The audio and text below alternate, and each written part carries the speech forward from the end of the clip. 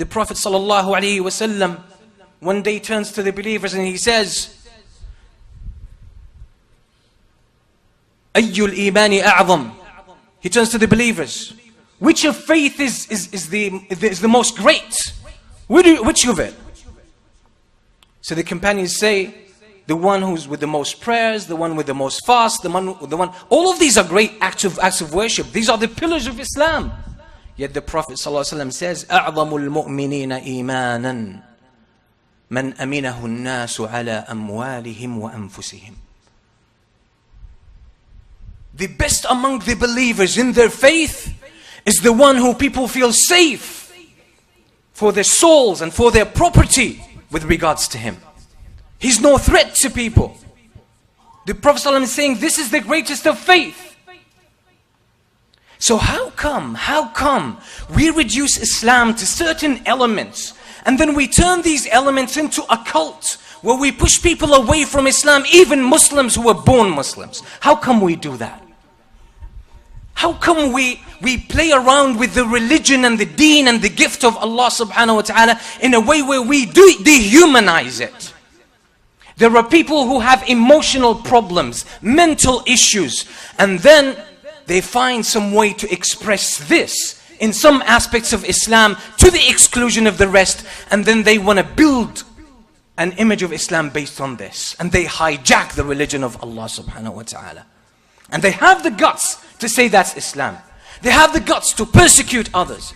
They have the guts to ostracize others and to call them out. What? Based on a selective choice, cherry-picking way of implementing Islam. And no nation has ever done this to Islam except that they have lost. They were lost in history and their power was taken away. Allah subhanahu wa ta'ala says, and many times we brought this issue and we will keep bringing it up.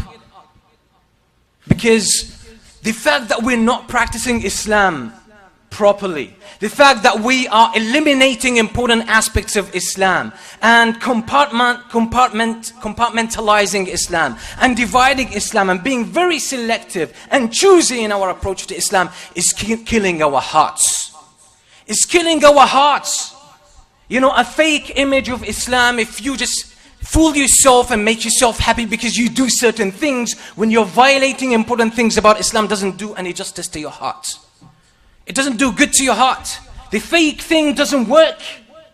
It just doesn't work. And that's why we have an issue of morality among ourselves. We have an issue of respect. We have an issue with our hearts, with our spirituality, with our morality. That's why Muslims are not seeing great opportunities to really practice their Islam. I don't want you to see these things that the Ottoman Caliph did at the time, or these Muslims in Tampa Bay are doing today, mashallah. I don't want you to see this as an act of propaganda, as something to show. You don't have to show. This is an opportunity to practice Islam first. And when we practice Islam, people get to see about it. People get to see the truth. But when we are on the sidelines, when we marginalize ourselves and stop being relevant to life, we trying to live on the margins and insist that's what Islam is. We forget that the Muslims from the early stages, the Messenger sallallahu alaihi wasallam, the companions were never on the sidelines. They were never marginalized. They always played a role in their society. They were relevant to their times. And that's why the scholars of Islam say, Al-Islamu salihun li kulli zamanin wa makan. Islam is relevant to every time and every place. And some scholars say, بل الإسلام صالح ومصلح لكل زمان ومكان. Islam is not only relevant to every time and space, but Islam is also has rectifying capacity. It sets everything right in every time and every place. And if Islam is not playing this role, there's a problem with the understanding that we have about Islam. What is our contribution as Muslims?